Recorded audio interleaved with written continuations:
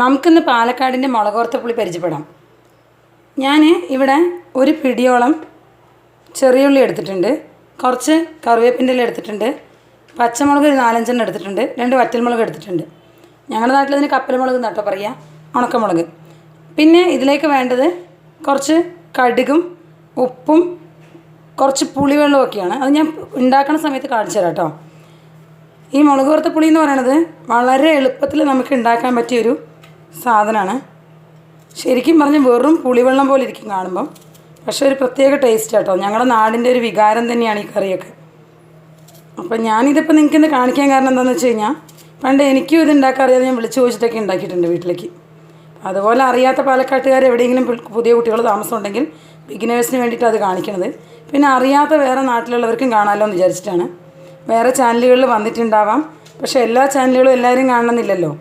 അപ്പോൾ കാണാത്തവർ കണ്ടോട്ടെ എന്ന് ഓർത്തിട്ട് ഞാൻ ഇടുന്ന കേട്ടോ. ഞങ്ങളുടെ നാട്ടിൽ ഇതിന് തറവാട്ട് പുളി എന്ന് കൂടെ പറയും കേട്ടോ. അതായത് ഇതൊരു പുളിവെള്ളം പോലത്തെ സാധനമാണെന്ന് ഞാൻ പറഞ്ഞില്ലേ, അപ്പോൾ ഇതിന് തറവാട്ട് പുളി എന്നും കൂടെ പറയാറുണ്ട്. നമുക്ക് മുളക് വറുത്ത പുളി ഉണ്ടാക്കാം. ഇത് കണ്ടോ, നമ്മുടെ ചെറിയുള്ളിയൊക്കെ ഞാൻ ഇതുപോലെ അരിഞ്ഞ് വെച്ചിട്ടുണ്ട്. ഇതിൻ്റെ കൂട്ടത്തിൽ ഈ പച്ചമുളക് നടുക ഒന്ന് കീറി വിടുക, എന്നാൽ മാത്രമേ അതിൻ്റെ എരിവൊക്കെ കൂട്ടാനിലേക്ക് ഇങ്ങോട്ട് ഇറങ്ങുള്ളൂ. അതുകൊണ്ടാണ്. പിന്നെ നിങ്ങൾക്ക് വേണമെങ്കിൽ സവാള ഇട്ടിട്ടും ചെയ്യാം കേട്ടോ. കുറച്ച് ചെറിയുള്ളിയും ബാക്കി സവാളയും ചേർത്തിട്ട് ചെയ്തോളൂ. പക്ഷേ കുറച്ച് പേരിനെങ്കിലും ചെറിയുള്ളി ഇട്ടാൽ അതിൻ്റെ ഒരു ടേസ്റ്റ് നല്ലതാണ് എന്ന് മാത്രമേ ഉള്ളൂ. അല്ലാണ്ട് സവാള ഇട്ടാൽ നന്നല്ലാന്നൊന്നുമില്ല. അപ്പോൾ നമുക്കിനി ഇതെങ്ങനെ ഉണ്ടാക്കാമെന്ന് നോക്കാം. മുളക് വറുത്ത പുളി ഉണ്ടാക്കാൻ വേണ്ടിയിട്ട് ഇവിടെ ഒരു ചട്ടി എടുത്ത് അടുപ്പത്ത് വെച്ചിട്ട് ഫ്ലെയിം ഓൺ ചെയ്തിട്ടുണ്ട്. ഇനി ഇതൊന്ന് ചൂടായുമ്പോൾ കുറച്ച് എണ്ണ ഒഴിച്ചു കൊടുക്കാം. മുളക് വറുത്ത പുളിയൊക്കെ വെളിച്ചെണ്ണയിൽ തന്നെ ചെയ്തോളൂ കേട്ടോ.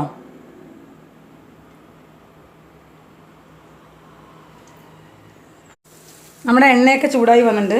അതിലേക്ക് ഒരു 1/4 ടീസ്പൂണ് കടുക് ചേർത്ത് കൊടുക്കുന്നുണ്ട് ഞാൻ. നമ്മുടെ കടുകൊക്കെ നന്നായിട്ട് പൊട്ടി തുടങ്ങിയിട്ടുണ്ട്. അതിലേക്ക് നമ്മുടെ ഉണക്കമുളക് ചേർത്ത് കൊടുക്കുന്നുണ്ട്. അതുപോലെ തന്നെ എടുത്ത് വെച്ചിട്ടുള്ള കറിവേപ്പില ചേർത്ത് കൊടുത്തു. ഇൻഗ്രീഡിയൻസ് കാണിക്കുമ്പോൾ കാണിക്കാൻ മറന്നു കേട്ടോ. ഒരു 2 നുള്ളു ഉലുവ കൂടെ അതിലേക്ക് ചേർത്ത് കൊടുത്തോളൂ കേട്ടോ. ശരിക്കും പറഞ്ഞാൽ ഈ ഉലുവയാണ് ആദ്യം ചേർക്കേണ്ടിയിരുന്നത് കേട്ടോ. ഞാൻ ആക്ച്വലി അത് വിട്ടുപോയതാണ്. ആ ഉലുവയൊക്കെ ചേർക്കുമ്പോൾ ഒരു പ്രത്യേക മണമൊക്കെ വരും. ആദ്യം ഉലുവ ഇട്ടിട്ട് കടുക് ഇട്ടാൽ മതി കേട്ടോ. അപ്പം നമ്മുടെ കടുക് വറുത്ത മിക്സ് റെഡി ആയിട്ടുണ്ട്. അതിലേക്ക് നമ്മുടെ ഉള്ളിയും പച്ചമുളകും കൂടെ ചേർത്തിട്ട് വഴച്ചെടുക്കുക.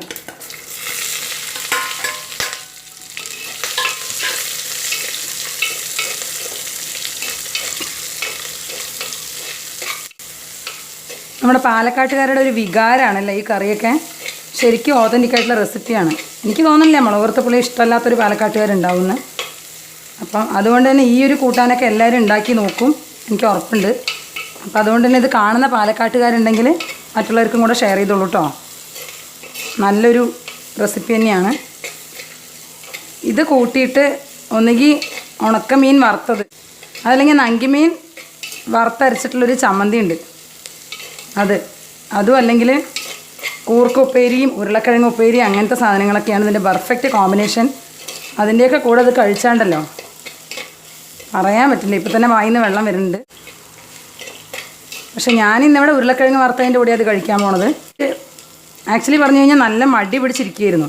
എന്താ ഉണ്ടാക്കുക എന്ന് ഇങ്ങനെ ആലോചിച്ചപ്പോൾ ഞാൻ വിചാരിച്ചു, ശരി ചോറും മുളക് വറുത്ത പുളിയും ഉരുളക്കിഴങ്ങ് വട്ടത്തിൽ അരിഞ്ഞിട്ട് അങ്ങോട്ട് വറക്കുകയും ചെയ്ത് കഴിഞ്ഞാൽ ആയില്ലേ എന്നങ്ങോട്ട് വിചാരിച്ചു.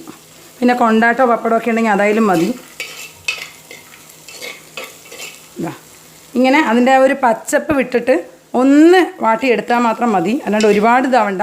ഇനി ഇതിലേക്ക് കുറച്ച് വെള്ളം ഒഴിച്ച് കൊടുത്തിട്ട് നമുക്ക് നന്നായിട്ട് തിളപ്പിക്കണം. Sorry, ഞാനെടുത്ത video മിസ്സായിപ്പോയി. ഇതിനൊരു 3/4 ഗ്ലാസ് വെള്ളം ഞാനിവിടെ ഒഴിച്ചിട്ടുണ്ട്. ഇനി ഒരു മീഡിയം ഫ്ലെയിമിലിട്ടിട്ട് അതൊന്ന് നന്നായിട്ട് തിളച്ചോട്ടെ. ആ സമയത്ത് കുറച്ച് ഉപ്പ് കൂടെ ചേർത്ത് കൊടുക്കുക.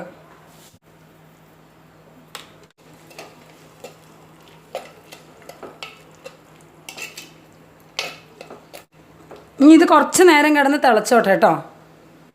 ഇത് കണ്ടോ, ഞാനൊരു ചെറുനാരങ്ങ വലിപ്പത്തിൽ പുളി എടുത്തിട്ട് വെള്ളത്തിലിട്ട് വെച്ചിട്ടുണ്ടായിരുന്നു ഇവിടെ. നമുക്കിതൊന്ന് അരിച്ചെടുത്തിട്ട് വരാം. ഇത് കുറച്ച് നേരം കിടന്ന് ഇങ്ങനെ തിളച്ചിട്ടുണ്ട്, ഏകദേശം ആയിട്ടുണ്ട്. അപ്പോൾ നമുക്കിനി ഇതിലേക്ക് പുളി പിഴിഞ്ഞത് ചേർത്ത് കൊടുക്കാം.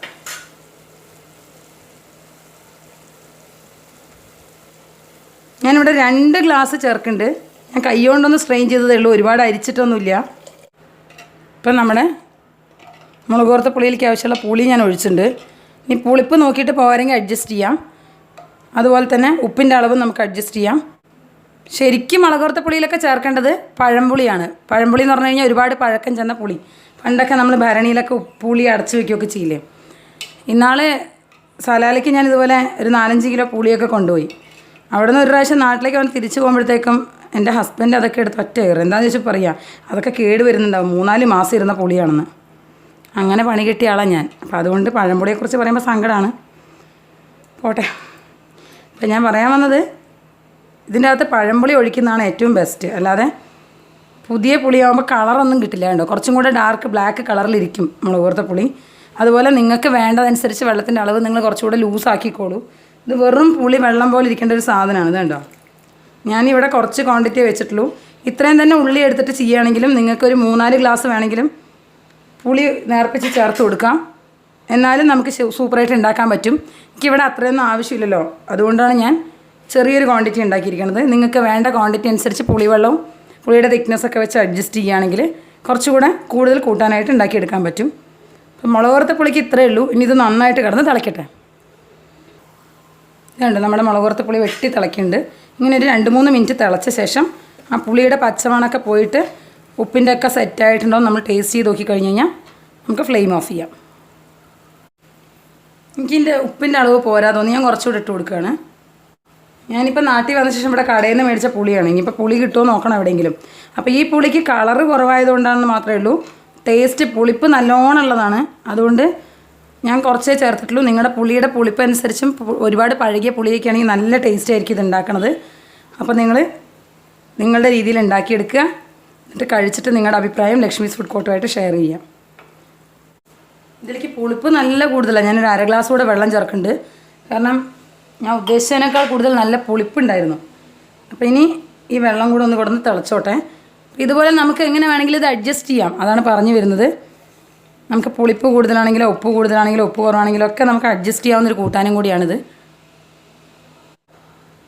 ഇപ്പോൾ വെള്ളം ചേർത്ത കാരണം ഒന്നുകൂടെ കിടന്ന് വെട്ടി തിളയ്ക്കട്ടെ.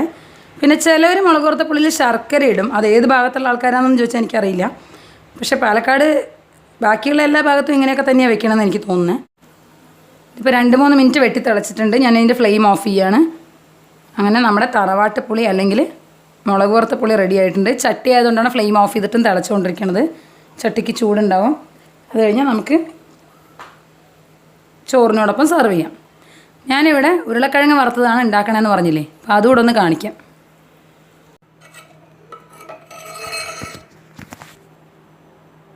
ഇതിപ്പോൾ കണ്ടോ നമ്മുടെ മുളക് വറുത്ത പുളി? ഇതാണ് അതിൻ്റെ ഒരു കൺസിസ്റ്റൻസി. ഞാൻ ഒരുപാട് വെള്ളം ചേർക്കാത്തതുകൊണ്ട് എൻ്റെ ഉള്ളിയുടെ അളവൊക്കെ കുറച്ച് കൂടുതലാണ്.